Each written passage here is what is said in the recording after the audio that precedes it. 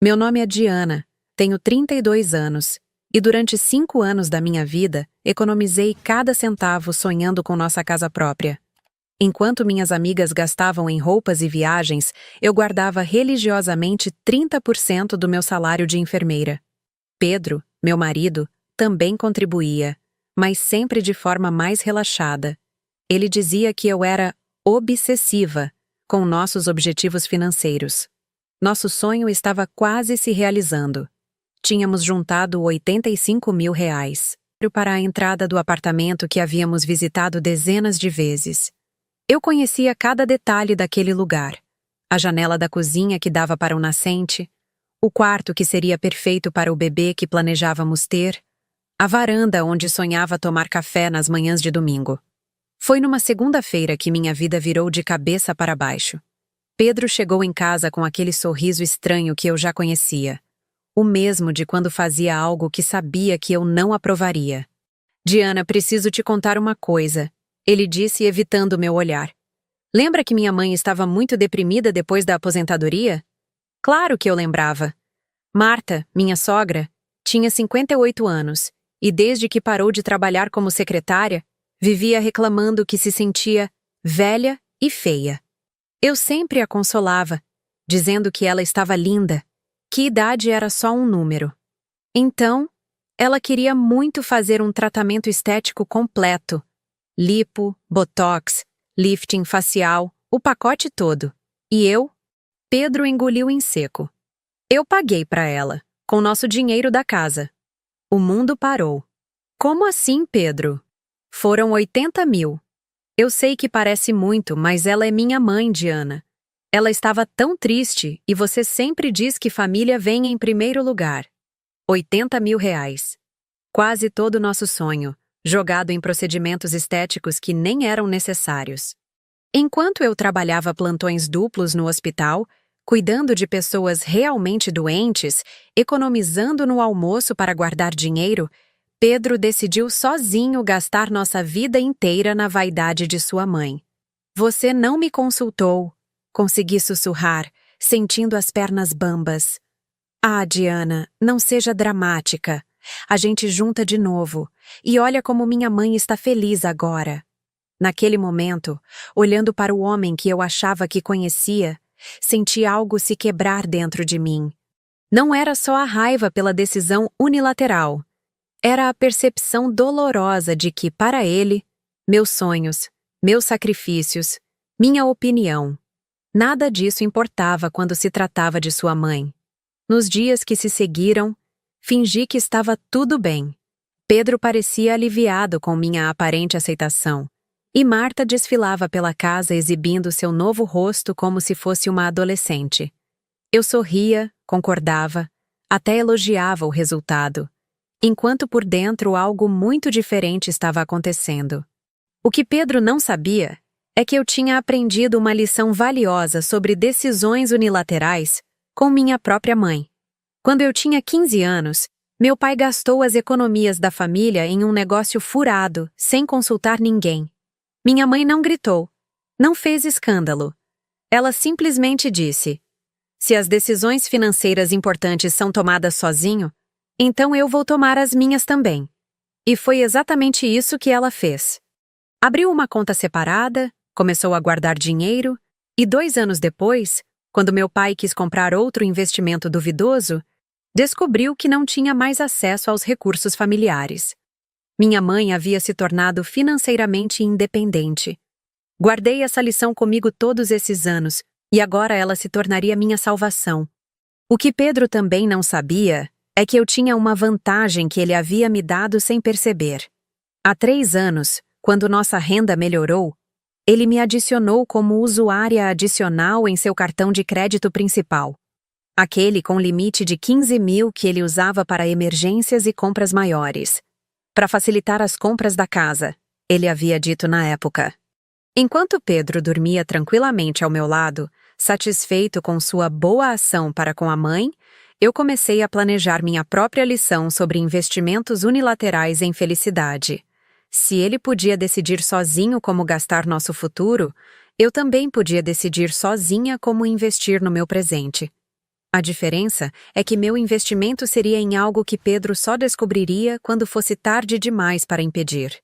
Durante 2 semanas, mantive a máscara da esposa compreensiva enquanto secretamente organizava minha vingança sofisticada.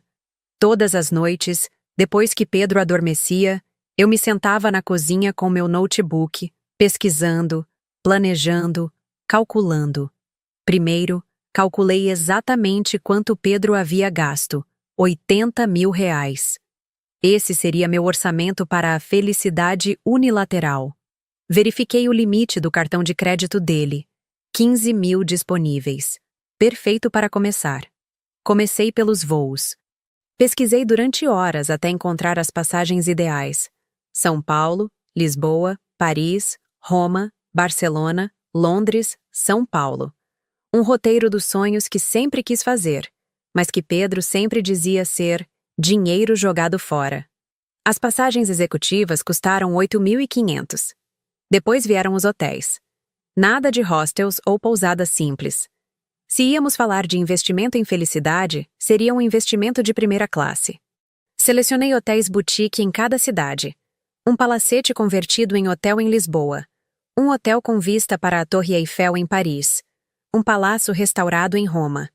Cada reserva era uma pequena vingança. Cada clique de confirmação era um passo a mais na minha libertação.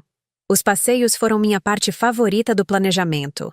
Tour privado pelo Louvre, degustação de vinhos na Toscana, aula de culinária em Barcelona, curso de fotografia em Londres.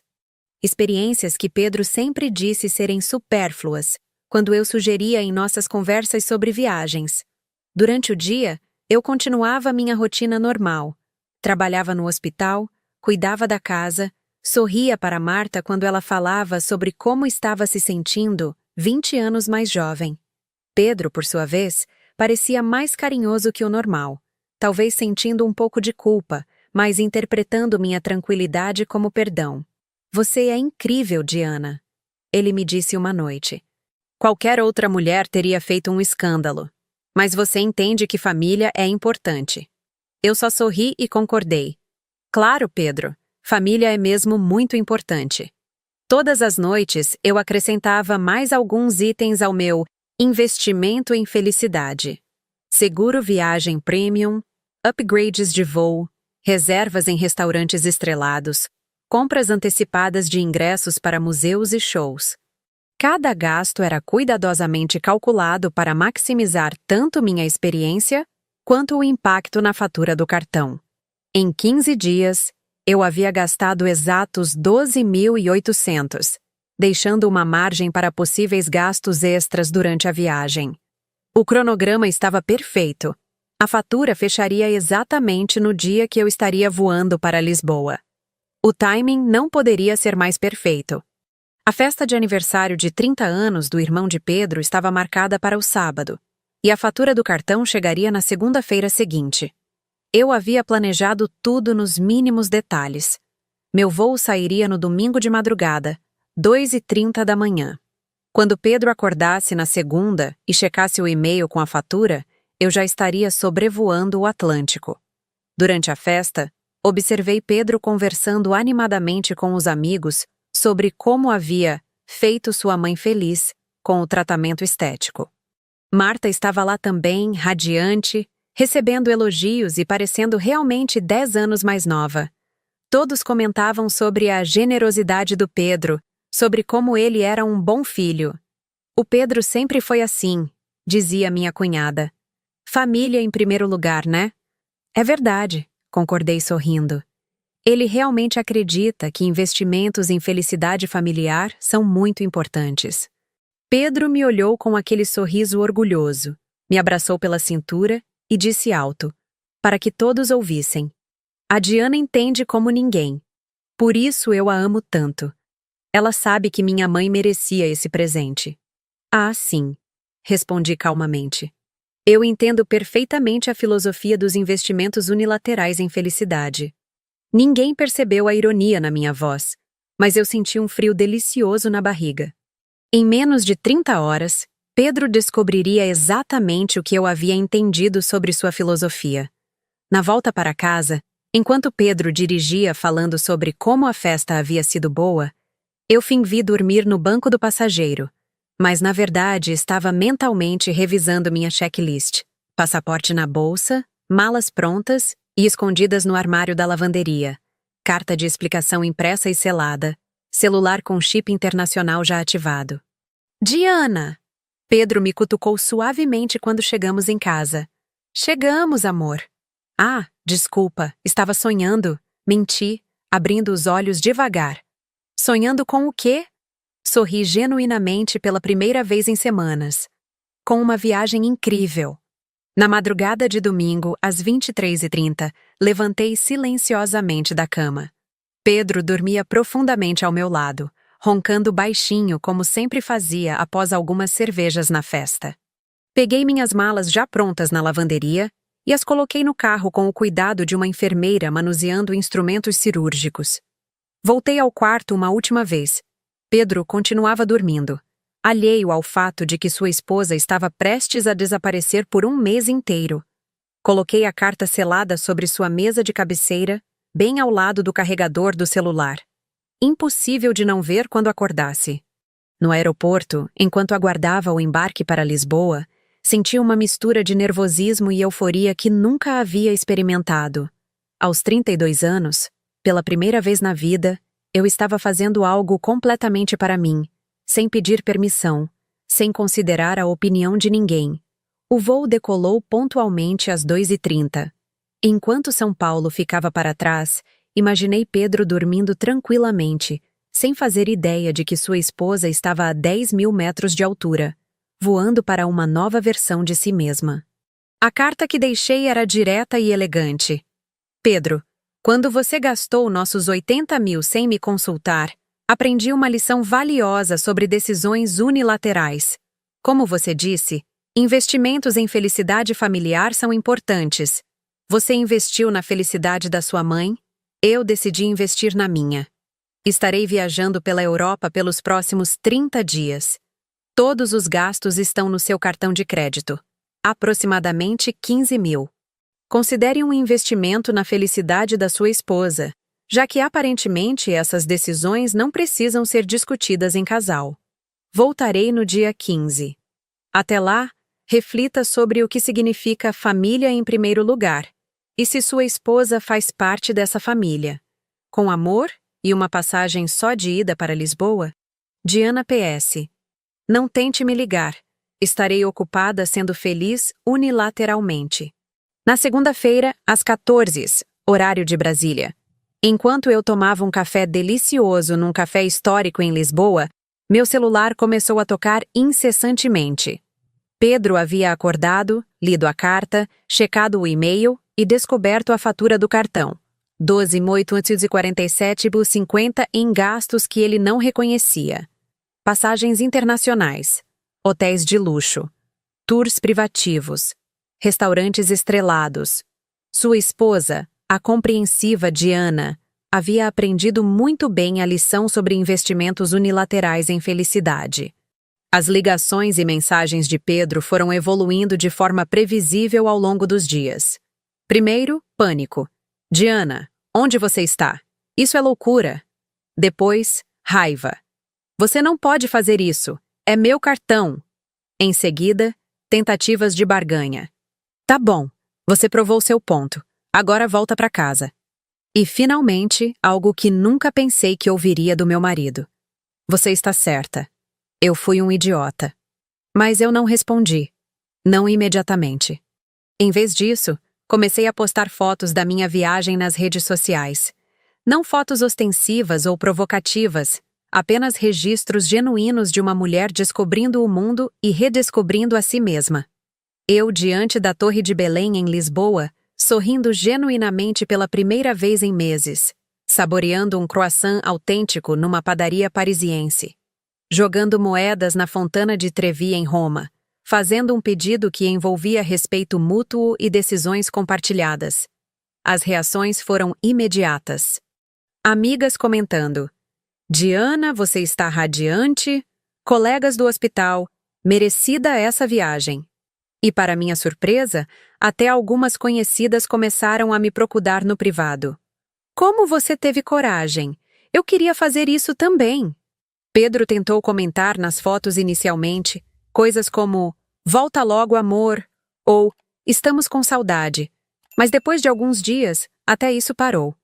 Imagino que tenha percebido que estava fazendo papel de bobo publicamente. A vingança mais doce veio na segunda semana, quando comecei a enviar para Pedro fotos dos lugares exatos onde estávamos gastando o dinheiro que ele tanto valorizava. Uma selfie no Louvre com a legenda "Investindo em cultura, priceless". Uma foto do jantar num restaurante com estrela Michelin. Felicidade tem preço, e hoje custou 180 euros. Worth it. Mas o ápice foi no dia 20 da viagem, quando finalmente respondi uma de suas ligações. Eu estava numa vinícola na Toscana, relaxada após uma aula de degustação de vinhos. "Diana, por favor, vamos conversar." A voz dele estava cansada, derrotada. "Claro, Pedro. Como está sua mãe? Ainda feliz com o investimento?" "Deixa minha mãe de lado. Vamos falar sobre nós." "Ah, interessante. Agora é nós." Engraçado como 80 mil eram decisão sua, mas 15 mil virou problema nosso. Houve um silêncio longo antes dele suspirar. "Você está certa. Eu deveria ter te consultado." "Pedro, eu não quero apenas que você admita que errou. Quero que você entenda o que fez. Não foi só o dinheiro. Foi o desrespeito. Foi me tratar como se minha opinião não importasse na nossa própria vida. Eu entendo agora. Quando posso esperar você?" Sorri, olhando para os vinhedos dourados da Toscana. "Quando meu investimento em felicidade estiver completo. Mais 10 dias, Pedro. E quando eu voltar, vamos precisar ter uma conversa muito séria sobre o que significa ser um casal de verdade." Voltei para o Brasil no dia 15, exatamente como havia prometido. Pedro me esperava no aeroporto com um buquê de flores e os olhos vermelhos. Não sei se de cansaço ou de choro, mas havia algo diferente nele. Algo humilde que eu nunca tinha visto antes. No carro, ele me contou que havia passado o mês inteiro refletindo, que havia conversado com amigos, com a própria mãe, que, surpreendentemente, disse que ele tinha sido um idiota machista, e até procurado um psicólogo. "Eu sempre achei que cuidar da família significava tomar as decisões sozinho", ele disse, sem tirar os olhos da estrada. "Meu pai sempre foi assim, mas percebi que eu não estava cuidando da nossa família. Eu estava ignorando metade dela, ignorando você." Durante o trajeto, ele me contou detalhes que me surpreenderam. Disse que na primeira semana após minha partida, tinha ficado irritado, achando que eu estava sendo dramática. Mas quando os amigos começaram a questionar sua atitude, quando até o chefe dele comentou que esposa não foge à toa, ele começou a se questionar. "Sabe o que mais me doeu?" ele disse parando no semáforo. "Foi quando minha própria mãe me disse: 'Pedro, imagina se sua sogra pegasse as economias de vocês dois e gastasse em mim sem perguntar nada para você. Como você se sentiria?' Naquela hora eu entendi." Quando chegamos em casa, ele me mostrou algo que nunca pensei que veria. Uma planilha financeira detalhada, com todos os nossos gastos, objetivos e um plano para juntar dinheiro para nossa casa própria novamente. Só que desta vez, cada decisão tinha 2 assinaturas necessárias, a dele e a minha. "E tem mais uma coisa", ele disse me entregando um cartão do banco. "Abri uma conta só sua, com o valor que sobrou dos nossos 85 mil, depois de descontar os gastos da minha mãe e da sua viagem. São 4 mil, mas é um recomeço." Olhei para aquele homem que havia se casado comigo 7 anos atrás e percebi que pela primeira vez ele estava realmente me vendo. Não como uma extensão dele, não como alguém que deveria aceitar suas decisões sem questionar, mas como uma parceira de verdade. "Pedro", eu disse, segurando sua mão. "Não foi sobre o dinheiro. Foi sobre respeito. E se você entendeu isso, então minha viagem valeu cada centavo." A mudança não foi imediata, nem fácil. Nas primeiras semanas após meu retorno, ainda tivemos algumas discussões tensas. Velhos hábitos custam a morrer, e Pedro ainda tentava, ocasionalmente, tomar decisões unilaterais sobre coisas menores. Lembro de uma situação específica. Ele queria trocar de plano de internet sem me consultar. Quando percebi o que estava fazendo, simplesmente disse: Pedro, Lisboa. Ele parou na mesma hora, riu nervosamente e disse: Você tem razão. Vamos sentar e conversar sobre isso. Lisboa virou nosso código. Sempre que um de nós começava a tomar uma decisão que afetava o casal sem consultar o outro, bastava falar Lisboa para lembrarmos da lição aprendida.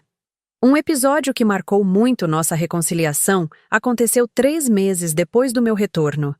Marta precisou de outro procedimento médico. Desta vez, uma cirurgia genuinamente necessária para retirar cálculos da vesícula. Pedro me procurou imediatamente. Diana, minha mãe precisa de uma cirurgia. Vai custar 12 mil. O plano não cobre tudo. O que você acha que devemos fazer? Naquele momento, olhando para ele pedindo minha opinião sobre algo que envolvia sua mãe, entendi que a lição havia sido realmente aprendida. Não só discutimos o assunto como um casal, como encontramos uma solução juntos. Pegamos um empréstimo em condições que ambos concordamos, e eu mesma ajudei a cuidar de Marta no pós-operatório. Obrigada, Diana, ela me disse enquanto eu trocava seu curativo no 2º dia após a cirurgia, por cuidar de mim mesmo depois de tudo. Sei que fui parte do problema. Marta, respondi, organizando os medicamentos dela. Família é isso. Cuidar uns dos outros. Mas cuidar junto, com respeito, não cada um tomando decisões sozinho. Você sabe, ela continuou, que eu falei para o Pedro que ele havia sido um tolo, né? Disse que se fosse eu, não teria voltado da Europa. Que você foi mais generosa do que eu seria. Aquilo me surpreendeu.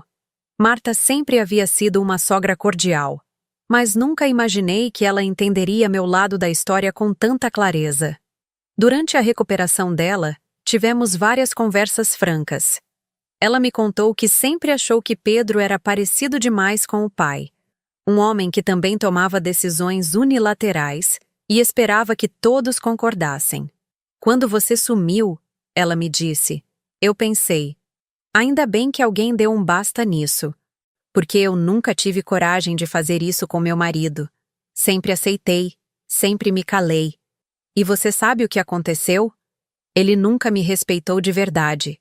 Até hoje, aos 75 anos, ele decide as coisas sozinho. Essa conversa me fez entender que minha vingança tinha sido, na verdade, uma libertação para toda a família. Não só para mim e Pedro, mas até para Marta, que começou a ver que era possível exigir respeito em relacionamentos. Hoje, 2 anos depois, moramos na nossa casa própria, que compramos juntos, com um plano financeiro que construímos juntos, tomando cada decisão importante juntos. A casa não é exatamente aquela que sonhávamos inicialmente, mas é nossa. Cada tijolo foi colocado com respeito mútuo. É menor que a primeira, mas tem algo que a outra não teria. Foi escolhida por 2, não imposta por 1. Pedro mudou profissionalmente também. Começou a aplicar em seu trabalho a lição que aprendeu em casa sobre decisões compartilhadas. Em vez de simplesmente dar ordens para sua equipe, passou a ouvir opiniões, criar consensos, tomar decisões coletivas. O resultado? Foi promovido a gerente 6 meses atrás, justamente porque a produtividade da equipe aumentou quando todos se sentiram ouvidos. Sabe, Diana, ele me disse quando soube da promoção, a lição que você me deu não salvou só nosso casamento, salvou minha carreira também. Eu era um chefe autoritário porque era um marido autoritário. Eu também mudei profundamente. A mulher que voltou da Europa não era mais a enfermeira submissa que aceitava calada as decisões unilaterais do marido. Voltei mais forte, mais segura do meu próprio valor, mais consciente dos meus direitos e necessidades. 6 meses após voltar, me inscrevi em um curso de gestão hospitalar, algo que sempre quis fazer, mas que Pedro sempre disse ser desnecessário. Desta vez, não pedi permissão. Informei minha decisão e ele apoiou integralmente. Hoje coordeno uma equipe de 15 enfermeiras e 3 técnicas. Ganhei um aumento de 40% no salário e, mais importante, ganhei reconhecimento profissional. Aprendi que quando nos respeitamos, os outros também nos respeitam. E quando exigimos nosso espaço, as pessoas aprendem a nos dar o valor que merecemos.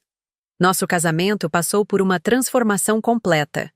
Agora temos reuniões mensais onde discutimos finanças, objetivos, sonhos, insatisfações. Pode parecer mecânico para alguns, mas para nós é libertador. Nada mais é decidido por apenas uma pessoa. Desde a cor da parede da sala até investimentos maiores, tudo é conversado, debatido, decidido em conjunto. Implementamos até um sistema que chamamos de orçamento individual. Cada um tem uma quantia mensal que pode gastar sem consultar o outro, para presente surpresa, pequenos prazeres pessoais, investimentos em hobbies. Mas qualquer gasto acima de 500 precisa ser discutido. E funciona perfeitamente. A história se espalhou entre nossas amigas como fogo na palha. Você não imagina quantas mulheres vieram me procurar para contar situações similares. Como você teve coragem? Perguntam. Eu jamais conseguiria fazer isso. E se ele não tivesse aceitado você de volta? E se o casamento tivesse acabado? Mas eu sempre respondo as mesmas coisas. Não é sobre coragem. É sobre autoestima. É sobre saber que você merece ser ouvida e respeitada. E se um relacionamento não sobrevive ao respeito mútuo, então não era um relacionamento que valia a pena manter. Uma amiga minha, a Carla, estava passando por algo parecido. O marido dela havia investido as economias do casal em criptomoedas sem consultá-la. 25 mil que eles tinham juntado para reformar a casa. Quando ela me contou, chorando, eu disse: Carla, você não precisa viajar para a Europa. Mas precisa fazer algo que mostre a ele que você não é apenas uma espectadora na sua própria vida. E ela fez. De forma diferente da minha. Mas fez. Pegou o cartão conjunto e se inscreveu em um curso profissionalizante de confeitaria que sempre quis fazer. 3 mil. Quando ele reclamou da decisão unilateral, ela disse: se investimentos em futuro são decisões que não precisam ser consultadas, decidi investir no meu futuro também. A discussão foi feia no começo, mas o resultado final foi transformador. Hoje ela tem uma confeitaria próspera que fatura 8 mil DH por mês, e um marido que pede opinião até para comprar meias. Sua história me inspirou, ela me disse. Não tinha coragem de exigir respeito, mas você me mostrou que era possível. Outro caso que me marcou foi o da Jéssica, minha colega de trabalho. O marido dela decidiu sozinho que iam mudar de cidade para ele aceitar um emprego melhor, sem considerar que ela teria que deixar o emprego dos sonhos que havia conseguido depois de anos tentando. Inspirada na minha história, ela não fez drama. Simplesmente disse: se mudanças de vida são decisões individuais, eu também tenho uma para anunciar. Estou ficando aqui. Você decide se quer manter a família unida ou priorizar apenas sua carreira. Ele acabou recusando a proposta e procurando algo na mesma cidade. 2 meses depois, conseguiu uma posição até melhor na empresa onde já trabalhava. Diana, ela me disse, aprendi que às vezes precisamos estar dispostas a perder para realmente ganhar. Essas histórias me fizeram perceber que minha experiência tocou um ponto sensível na vida de muitas mulheres. Quantas de nós crescemos acreditando que ser uma boa esposa significa aceitar calada as decisões do marido? Quantas aprendemos que questionar é ser difícil, que ter opinião própria é ser problemática? E não são apenas as decisões financeiras. São as pequenas coisas do dia a dia que vão minando nossa autoestima. Ele decide onde vocês vão jantar sem perguntar sua preferência, escolhe o filme que vão assistir, muda os planos do fim de semana, convida pessoas para jantar em casa sem avisar, decide quando e onde vocês vão viajar nas férias. São microagressões que, sozinhas, parecem bobagem. Mas juntas constroem um padrão onde sua voz não tem valor, onde suas preferências não importam, onde você é apenas uma figurante na sua própria vida. Minha sogra me disse algo que nunca vou esquecer. Diana, sabe por que seu exemplo me impressionou tanto? Porque você fez o que eu nunca tive coragem de fazer. Durante 50 anos de casamento, eu aceitei ser comandada. E sabe o que aprendi? Que quando você não exige respeito, as pessoas assumem que você não o merece. Hoje, Marta está com 60 anos e, inspirada pela minha história, está fazendo mudanças na própria vida. Começou a dirigir, algo que o marido sempre disse ser desnecessário. Voltou a estudar, fez um curso de informática para idosos e até abriu uma conta bancária individual. É tarde para grandes mudanças, ela me disse, mas nunca é tarde para pequenas revoluções. E sempre que vejo Marta, que continua linda com seu tratamento estético e saudável após a cirurgia, ela me diz: Diana, obrigada por dar uma lição no meu filho. Ele precisava aprender que casamento é parceria, não ditadura. E obrigada por me mostrar que eu também posso exigir ser ouvida. Às vezes, o que parece o fim de um sonho é apenas o começo de um relacionamento mais verdadeiro. Às vezes, precisamos partir para que o outro entenda nosso valor. E às vezes, a melhor vingança não é destruir, é mostrar que somos capazes de voar sozinhas, para que quando voltemos, seja por escolha, não por necessidade. Mas a lição mais importante que aprendi é esta: respeito não se mendiga, se conquista. E às vezes, para conquistá-lo, precisamos estar dispostas a perder aquilo que achamos que não podemos viver sem. Porque quando descobrimos que podemos, o outro também descobre que pode nos perder. A verdade é que muitas vezes temos mais poder do que imaginamos. Só não usamos esse poder porque fomos ensinadas a acreditar que exigir respeito é ser má pessoa, que questionar decisões é não confiar no parceiro, que ter opinião própria é ser controladora. Mas sabe o que descobri naquele mês sozinha na Europa? Descobri que eu era uma pessoa interessante, que tinha opiniões válidas sobre arte, arquitetura, gastronomia, que conseguia tomar decisões acertadas sozinha, que era capaz de me virar em países onde não falava o idioma, que tinha coragem que eu mesma desconhecia. E, principalmente, descobri que estava bem comigo mesma, que não precisava de ninguém validando minhas escolhas para ser feliz. Essa descoberta foi libertadora, mas também assustadora. Porque quando você descobre que pode viver bem sozinha, precisa fazer uma escolha consciente de viver com alguém. E essa escolha só vale a pena se for baseada em respeito mútuo, não em dependência ou medo da solidão. Se essa história de superação tocou seu coração como tocou o meu ao vivê-la, deixe seu comentário contando se já enfrentou situações onde precisou lutar pelo seu valor dentro de relacionamentos. Quantas de vocês já se sentiram invisíveis nas decisões importantes da própria vida? Quantas já engolicaram decisões que afetavam diretamente seus sonhos, porque foram ensinadas que boa esposa não questiona? Contem também suas próprias histórias de superação. Que estratégias vocês usaram para conquistar respeito? Como reagiram quando perceberam que não estavam sendo ouvidas? Seu apoio com um like me ajuda a continuar compartilhando essas experiências que nos transformam e nos lembram de que merecemos ser respeitadas em todas as nossas relações. E se você conhece alguma mulher que precisa ouvir essa história, compartilhe com ela.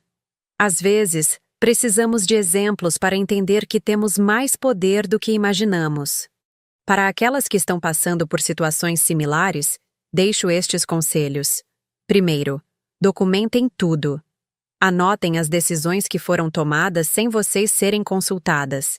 Isso ajuda a enxergar o padrão e também serve como base para conversas futuras.